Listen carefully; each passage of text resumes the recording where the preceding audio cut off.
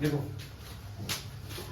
Last class मतलब पिछले वाले लेक्चर में हम लोगों ने परफेक्टली इलास्टिक कोलिजन के बारे में पढ़ा आया ना।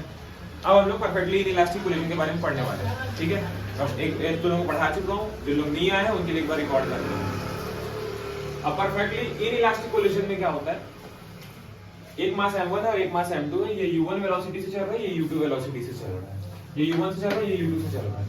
आफ्टर कोलिजन लोग एक साथ एक कॉमन वेलोसिटी से चलेंगे v। मतलब क्या हुआ, दो लोग जा रहे थे ऐसा, टकराने के बाद एक वेलोसिटी से आगे बढ़ेंगे।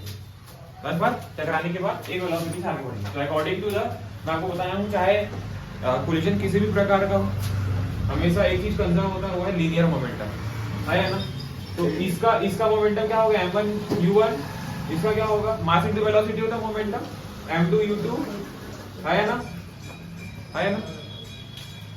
ये बराबर होगा बाद वाले मोमेंटम से, यानी m1 क्योंकि वेलोसिटी कॉमन, मास चिपक चुके, तो m1 m2 और v, क्योंकि वेलोसिटी क्या है v आ रहा है।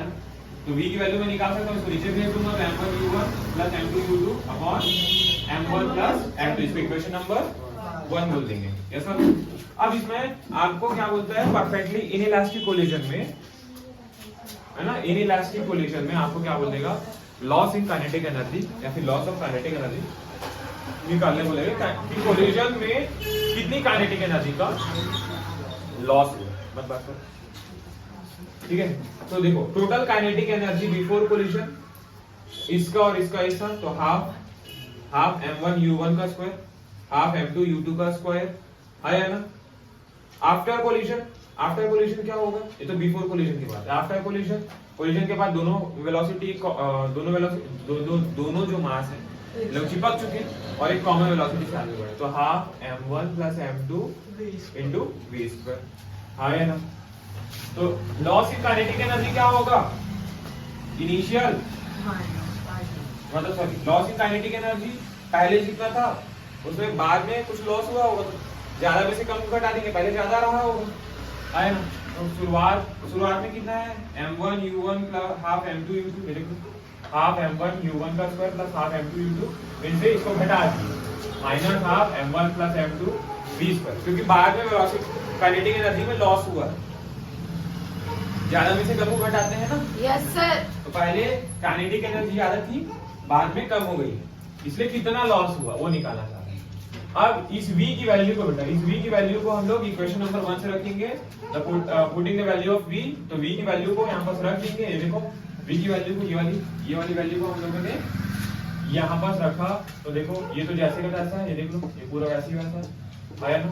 यहाँ पर हम लोगों ने इस वैल्यू को रख दिया, तो देख लो m1 u1 प्लस ये प्लस है m2 u2 का होल स्क्वायर और नीचे में m1 प्लस m2 है ना, ब्रैकेट के अंदर भी इन सब से एक चीज कॉमन निकलेगा, वो है हाफ, है ना। हाफ कॉमन निकला तो ये हो गया m1 u1 का स्क्वायर प्लस m2 u2 का स्क्वायर माइनस अब देखो बेटा, यहाँ पास m1 प्लस m2 है और ऊपर में स्क्वायर है, मतलब दो m1 प्लस m2 और यहाँ पास एक m1 m2, तो एक m1 प्लस m2 कट गया इससे, यस सर। तो इधर का तो कट गया और इधर एक ठुक बचा, तो इसके ब्रैकेट में बस स्क्वायर लगेगा, इसके साथ में नहीं लगेगा, ठीक है। पहले दोनों में था, अब एक कट चुका तो एक बचा। Yes sir. आ रहा ही नहीं आ रहा, आ गया आ गया आ गया।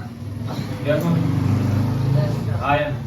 अब इसका एलसीएम लेंगे, यहाँ पास कुछ नहीं बता हुआ ना, तो जो एलसीएम आएगा वो m1 प्लस m2 आएगा, ये इधर जाके मल्टीप्लाई होगा, तो इसको पहले तो ऐसे ही लिखिए, इसको हम लोग मल्टीप्लाई कर दिए इधर, आया ना, माइनस ये जीरो का तीनों, ठीक है। अब इसको अंदर में जाके मल्टीप्लाई करेंगे, तो m1 का अगर मल्टीप्लाई करेंगे इसके साथ, फिर m1 का इसके साथ मल्टीप्लाई करेंगे, फिर उसके बाद m2 का भी इसके साथ करेंगे और m2 का इसके साथ करेंगे।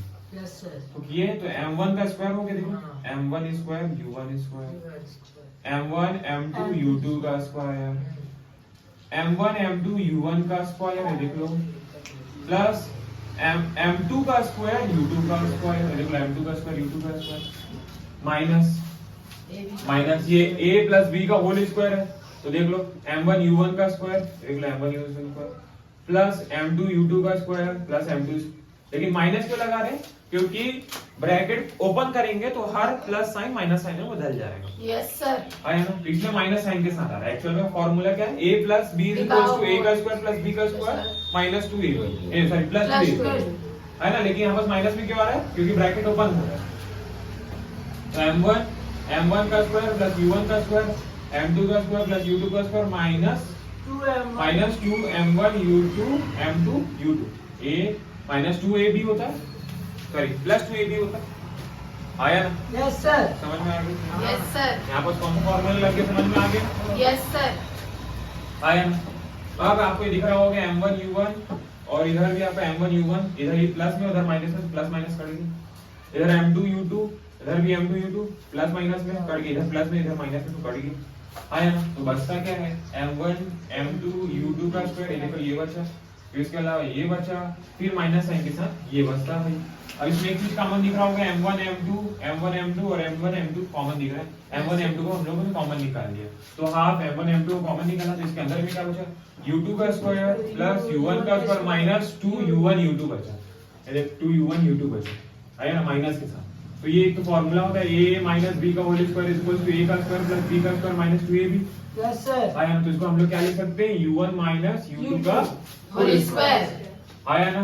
आया ना? तो देखो जैसे का ऐसा है, हाफ m1 m2, इसकी जगह हम लोग u1 माइनस u2 का whole square upon m1 plus m2। और यही काइनेटिक एनर्जी में लॉस, परफेक्टली इनइलास्टिक पोजीशन में काइनेटिक एनर्जी को लॉस पूछिएगा। क्लियर? यहाँ पास माइनस क्यों किए ये समझ में आया ना? Yes sir. यहाँ पास फॉर्मूला कौन सा वाला लग रहा पता है ना? रुक जाओ, a प्लस b का होल स्क्वायर लग रहा है, तो ये a का स्क्वायर प्लस b का स्क्वायर प्लस 2ab होता है। लेकिन जैसे ही ब्रैकेट ओपन होगा तो हर प्लस का साइन माइनस के साइन में बदल जाएगा।